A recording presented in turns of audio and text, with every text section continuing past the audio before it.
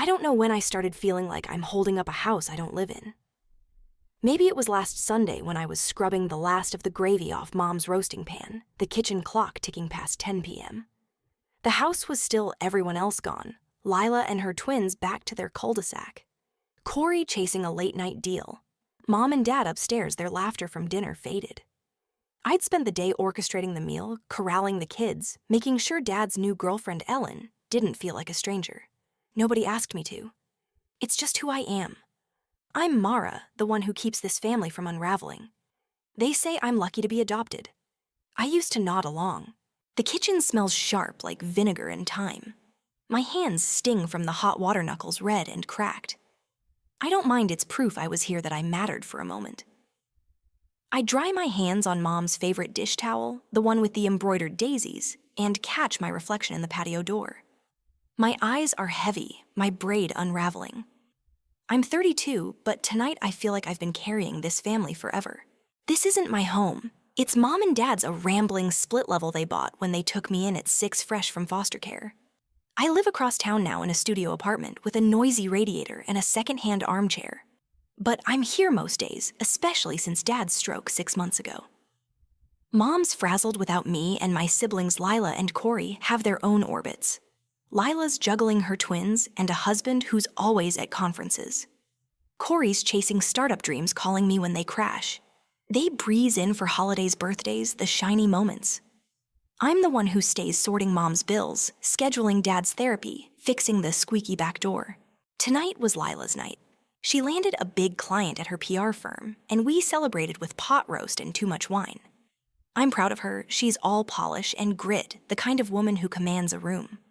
But as I refilled plates and kept the twins from flinging peas, I felt it nobody saw me. They thanked me quick smiles when I passed the rolls. But their eyes slid past, caught up in Lila's stories or Corey's loud toasts. I tried to join in, mentioned a podcast I'd heard about branding, but Corey talked over me and Lila didn't notice. I laughed it off. I always do. The empty chair was there like it always is. Not a real chair, but a space I'm meant to fill and never do. Tonight it was the place I'd set for myself at the table, a plate I never touched because I was too busy serving clearing snapping the photo. Mara, you've got the best eye. Mom said, her voice warm but distant as she posed with Dad. I didn't argue. I stepped behind the camera, framed them all. Mom, Dad, Layla, Corey, the twins Ellen, all grinning like a magazine ad. The shot was flawless. I wasn't in it. They need me, I know that. Mom calls when she's spiraling about Dad's meds. Lila texts when she's stuck at work and needs me to pick up the twins. Corey emails me his pitch decks to just check because I'm so good with words. They love me, they say. But it's a love that assumes I'll always be there, like a light they flick on without checking the bulb. I'm the one who keeps the cracks from showing, and they're grateful for the glow, not the person wiring it. I've kept track of it all, though they don't know. In my bag tucked under my keys is a small notebook, a journal I started years ago. It's not a diary, not really. It's a record every grocery run for Mom, every late-night call with Corey, every twin pickup for Lila. Pages of dates, tasks, moments I stepped in. I wrote it to feel useful, to prove I was earning my place. Now it feels like a ledger of all I've given and all they've taken without asking. Growing up, I was just happy to be here. Mom and Dad adopted me after 4 foster homes, and I clung to their story like a lifeline. You're our blessing, Mom would say, braiding my hair. I believed her. I wanted to be worth it. So I helped organize the pantry-mediated Lila, and Corey's fights reminded Dad about Mom's anniversaries. By 16, I was the family's unofficial manager, the one who made sure nothing slipped. It felt like belonging, like I was theirs. But tonight, as I rinse the last glass, something's off. I keep seeing that photo, the one I'm not in. Nobody noticed I didn't sit. Not even Dad, who used to wink and call me his secret weapon. He's frailer now, quieter. Or maybe I'm the one who's quieter, and they don't hear the difference. I grab my notebook from my bag, flip it open. The latest entry Octute 12 cooked for Lila's dinner, watched twins, drove Ellen home. My handwriting's neat, but it looks heavy, like it's sinking into the page. I slip on my coat, the one always hung on the same hook. The house is dark, just the hum of the fridge. I should lock the back door, Corey never does. But I don't. Let them handle it. Outside, the October air is crisp, my breath visible. My car's parked down the street, wedged behind Lila's SUV. I didn't choose that spot, it's just where I ended up. Driving home, I keep the radio off. The quiet lets the empty chair ride with me, a weight I can't shake. I tell myself it's nothing, just a late night. Tomorrow, I'll call Mom, check on Dad, maybe swing by Lila's. I'll fall back into it. But as I pull into my lot, the streetlights casting long shadows, a thought cuts through, small but sharp. I don't feel like I belong to them anymore. Not the way I thought I did, and I'm not sure I ever have. The weeks after Lila's dinner drag like a slow bleed. I keep showing up Mom's kitchen, Lila's chaotic living room, Corey's voicemails, but it's like I'm fading into the walls. Every task I take on feels heavier, like I'm dragging a chain I forged myself. I tell myself this is family, this is love. But love shouldn't feel like vanishing. It's a gray Thursday when the truth cuts deep. I'm at Mom's sorting a stack of her neglected mail on the dining table. The house is quiet, just the hum of the heater and the faint scent of her chamomile tea. She called me this morning voice frayed, saying she's buried in paperwork. I didn't pause, didn't think. I just came. The table's littered with bills coupons, a flyer for Corey's latest networking event. Then I see it, an envelope from a law firm addressed to Mom and Dad. My stomach twists. I shouldn't open it, but my fingers move, slicing it with a letter opener. The letter's a draft of their will. Pages of dense text names in bold. Mom, Dad, Lila, Corey, Lila's husband Tom, the twins. Even Ellen, Dad's girlfriend, listed for some jewelry. Everyone's accounted for their shares, carved out like pieces of a pie. My name's nowhere. Not a line, not a mention. I stare at the paper, my pulse loud in my ears. It's not the money, I've never cared about that. It's the proof in black ink that I'm not part of their story. I've spent my life sewing this family together, and they've erased me from the ending. I fold the letter, tuck it back, and keep sorting. My hands don't shake, but my chest feels like it's caving.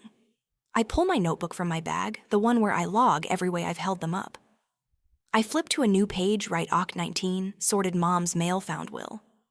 The words look small, but they burn. I've been keeping this ledger for years, thinking it proved my place. Now it feels like a tally of all I've given to people who don't see it. That night, I'm on my couch, the radiator clanking. My apartment's dark, except for the glow of a streetlight leaking through the blinds. I think about how I've shrunk myself. I say yes when I want to scream no. I smile when Lila forgets my birthday, but remembers to ask for a ride. I nod when Corey borrows cash I know he won't repay. They don't mean to wound me, they don't even notice. That's what stings most. I'm the one who makes their lives seamless, and they've built their world around me being invisible. The empty chair shows up again, sharper this time. It's Friday, and I'm at Corey's apartment, dropping off a folder of contracts he begged me to proofread. His place is a mess takeout, boxes a laptop, glowing with spreadsheets. He's on the phone, pacing, all charm and hustle. I set the folder on his counter, next to a framed photo from last Christmas, Mom, Dad, Lila, Corey, the twins, all squeezed around a tree. I took that picture. I remember Corey saying, "Mara, get in here," but then Lila needed help with the kids, and the moment passed. The frame's perfect, everyone's smiling. I'm not in it. The chair, the space where I should be, feels like a hole I keep falling into. Corey hangs up, flashes a grin. "You're a lifesaver, Mara. Seriously." He flips through the folder, barely looking at me. I start to ask about his deal, but he cuts in. "Hey, can you grab me a coffee if you're heading out?" I'm slammed. I nod like always, but something snaps inside. I'm not his assistant. I'm his sister. Why doesn't he see that? Lila's no better. Saturday, I'm at her place watching the twins while she's at a client lunch. The kids are sprawled on the rug, building a Lego tower. I'm wiping crumbs off the counter when Lila rushes in, all apologies and perfume. "Mara, you're a godsend," she says, grabbing her bag. She's already texting eyes on her phone. I try to tell her about the twins' tower, how they named it Fort Mara, but she interrupts. Can you stay till Tom's back? We're meeting his boss for drinks. I say sure, but my voice is tight. She doesn't notice. When they leave, the house is silent, and I'm holding a Lego piece one of the twins dropped. They didn't ask me to join. They didn't ask if I had plans. Driving home, the radio's off the quiet thick. I think about the Will.So my notebook. I think about how they benefit from me being the one who never says no. Mom doesn't stress about bills because I sort them. Lila's career shines because I'm her backup. Corey's chaos doesn't drown him because I'm his net. They don't see me because it's easier not to. I'm the empty chair always there, never claimed. The realization hits like a slow wave, not anger, but a heavy kind of grief. I have become a function, not a person. I pull my notebook out when I get home, read the pages I've filled, years of tasks, favors, moments I thought made me family. It's not a ledger of love, it's a record of erasure. I close it, set it on the table. For the first time, I wonder what would happen if I stopped. If I let the chair stay empty. The thought terrifies me, but it also feels like a door cracking open, letting in a sliver of light that's just for me. The fog of the last few weeks starts to lift, but it leaves behind a clarity that cuts. I'm still going through the motions, checking Mom's voicemails, dropping off snacks for Lila's twins, skimming Corey's latest email. But I'm not fully there. It's like I'm a ghost in my own life watching myself play a role I wrote without questioning. The will, the photo, the notebook, they've cracked something open inside me and I can't close it. I've spent my life thinking I owed this family everything. They chose me, pulled me from foster care at 6, gave me a bed, a name, a story. You're our blessing, Mom said, and I built my whole self around proving it. I became the fixer, the one who smoothed every wrinkle, Dad's forgotten appointments, Lila's last-minute crises, Corey's endless flops. I thought it made me theirs. Now I see it. I've been erasing myself to keep them whole. They didn't ask me to not outright. But they let me, and I let them because I thought that's what love looked like. It's a quiet Wednesday when it hits me full force. I'm at Mom's folding a basket of towels in the den. The TV's on low, some cooking show she loves. She's in the backyard on the phone with her cousin, her laugh drifting through the screen door. I'm matching socks when I hear her say, Mara's our anchor, always there. Her voice is warm, proud even, but it lands like a weight. An anchor. Something heavy fixed, dragged along the bottom so the ship doesn't drift. Not a person with dreams with breaking points. I set the towel down, my hands still. I'm not an anchor, I'm Mara, and I'm done sinking. I start noticing things I've ignored. How Mom says my kids and means Lila and Corey, her eyes skimming past me. How Lila texts, you're the best, but never asks about my life, my job at the library. The poetry I scribble in margins, the shelter where I volunteer. How Corey calls me sis, but leans on me like a crutch, never wondering if I'm steady enough to hold him. It's not cruelty, that's what makes it ache. They don't see me because I've made it so easy not to. I've been the empty chair waiting for someone to claim it, never claiming it myself. That's when I decide I can't keep being this. Not anymore. I don't want to yell or walk away forever. I just want to stop pouring myself into spaces that don't hold me back. I want to be more than a function. The thought feels like standing at an edge, but it's not fear. I feel its truth, sharp and clean, like the first breath after rain. I start pulling back so quiet they don't notice. I tell Lila I'm booked this weekend when she asks me to watch the twins. Work's hectic, I say, and she blinks surprised, but lets it go. I don't answer Corey's midnight text about his latest pitch. I reply the next day short and polite. Mom asks me to call the insurance company about Dad's claims, and I say I'm swamped with a library project. It's true the fall book fair's eating my hours, but it's the first time I've put my work first. I'll handle it, she says, her voice tight.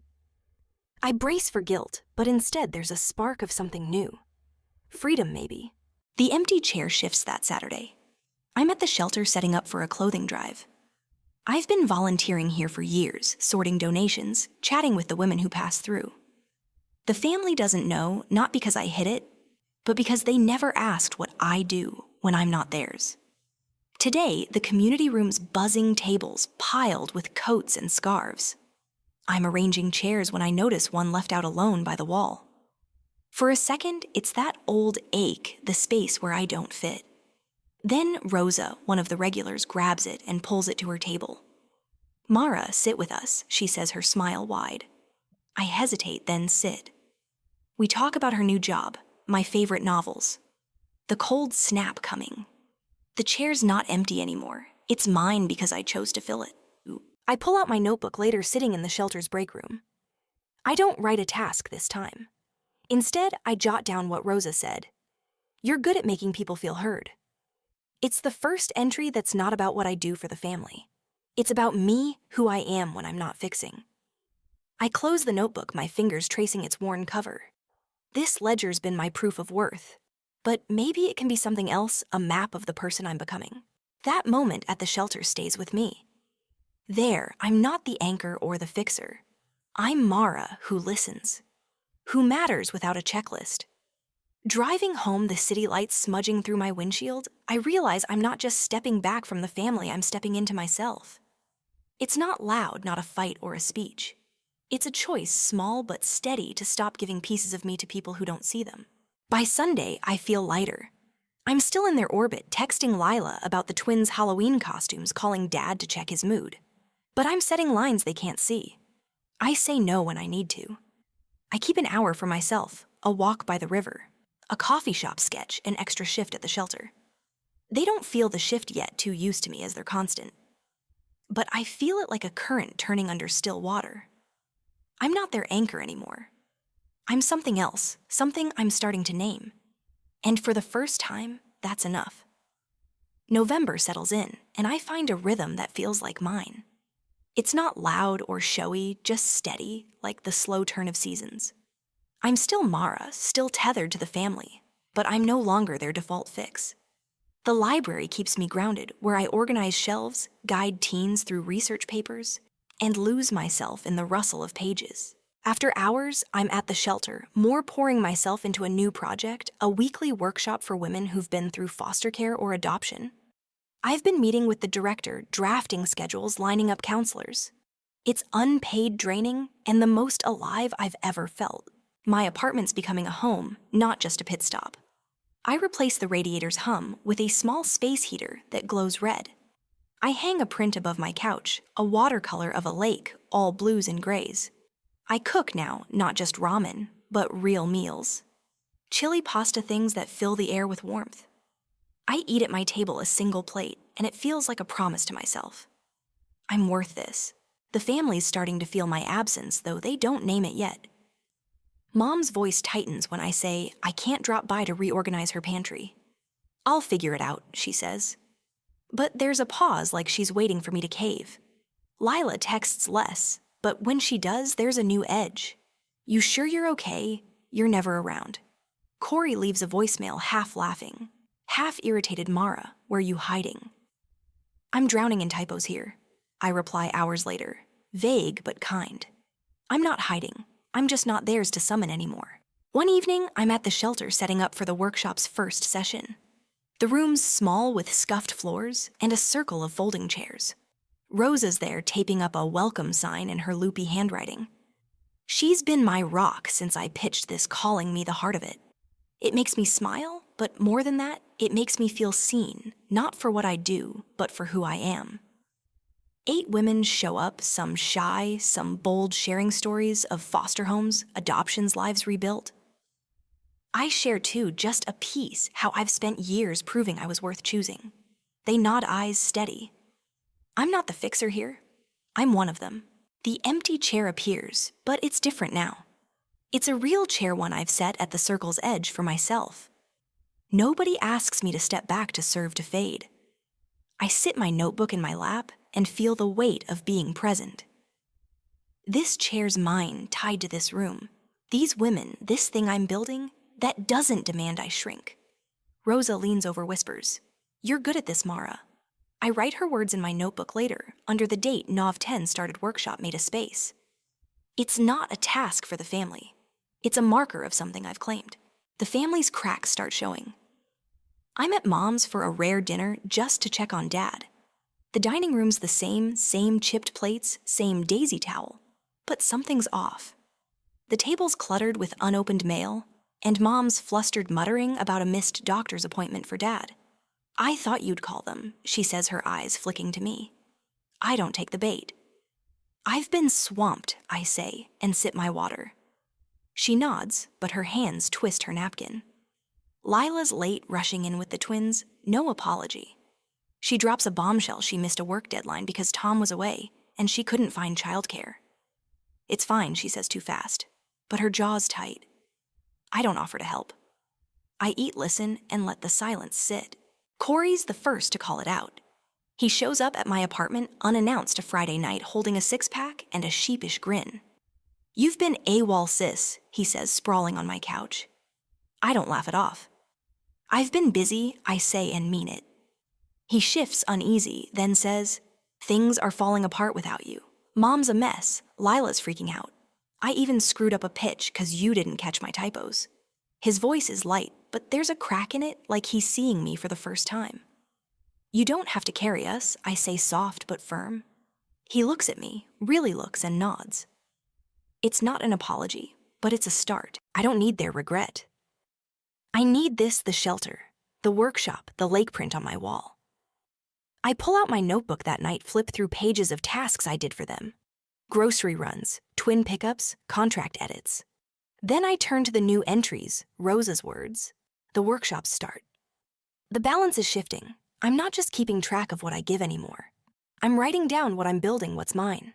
The chair at the shelter, the one I chose, feels like proof. It's not about the family's table anymore where I stood behind the camera. It's about this circle, this space where I'm seen without having to prove it.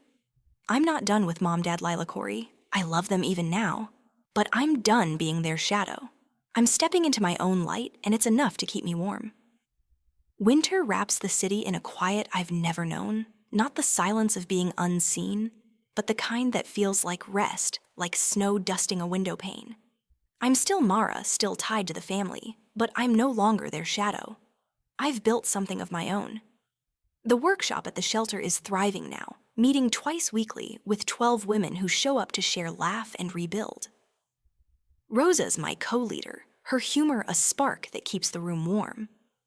I talk more now about foster care, about feeling like a guest in my own life. They listen, their nods, a kind of home I didn't know I needed. My apartment's a sanctuary. The lake print glows under my new lamp, and the space heater hums softly. I've started sketching charcoal lines of trees, faces, things I see at the shelter.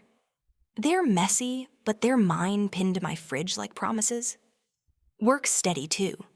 The library promoted me to program coordinator, so I'm planning poetry readings and kids' story hours. It's not flashy, but it's where I shine, and I'm starting to believe that's enough. The family's adjusted, though it's uneven. Lila calls less, but when she does, she asks about my workshops, not just the twins' schedules. Sounds like you're doing big things, she says, once her voice soft like she's seeing me anew. Corey's startup crashed again, and he texted me not for edits, but to talk about growing up, how I was always the one who held them together. I didn't get it back then, he says. And it's not sorry, but it's close. Mom's changed too. She tells stories about me now. Not just Lila and Corey like I'm woven into their history. I don't know if she's seen the will, if she knows how it broke me. I don't ask. I don't need to. Dad's the one who shifts something deep. It's mid-December, and I'm at their house stringing lights on the Christmas tree. It's just us three, Mom, Dad, me, the first time in years. Lila's with Tom's family, Corey's off pitching. I'm hanging a paper star I made at 10 when Dad pulls me aside. His hands shaky from the meds. He gives me a small box, no wrapping, just a ribbon. Inside's a locket, old and tarnished, with a photo of me, at 6, grinning tucked between Mom and him. You've always been ours, he says, his voice rough. Never doubt that. I clutch the locket, my throat tight. It's not the will fixed or the past erased, but it's a piece of me they've kept. I slip it into my pocket, a weight I choose to carry. The families had to face themselves without me. Last month, Mom forgot Dad's therapy session, and Lila scrambled when her usual babysitter flaked no Mara to swoop in. Corey's latest pitch bombed, and he admitted he missed my sharp eyes. They're learning to fill their own gaps, and it's messy, but it's theirs. At a family dinner, Lila admits she's scaling back work to be with the twins more. "You made it look so easy," she says, her eyes meeting mine. It's not an apology, but it's an acknowledgement, and I let it settle. The empty chair finds its final meaning at the shelter's holiday gathering. The dining hall's alive, women from the workshop, their kids volunteers, all sharing potluck dishes. I've brought cornbread slightly overbaked, but warm. The room hums with chatter plates, clinking a toddler chasing a stray balloon. I'm at a table not serving, just sitting, my notebook open. There's a chair beside me empty for a moment, and that old ache flickers the ghost of being left out. Then Rosa's son Javier scrambles into it holding a cookie. "Mara, tell me about the stars," he says, pointing to a sketch I'd shown him. I laugh, close my notebook, and talk about constellations, about dreams. The chair's not waiting for someone else. It's mine for who I choose to share it with. That night, I make a choice.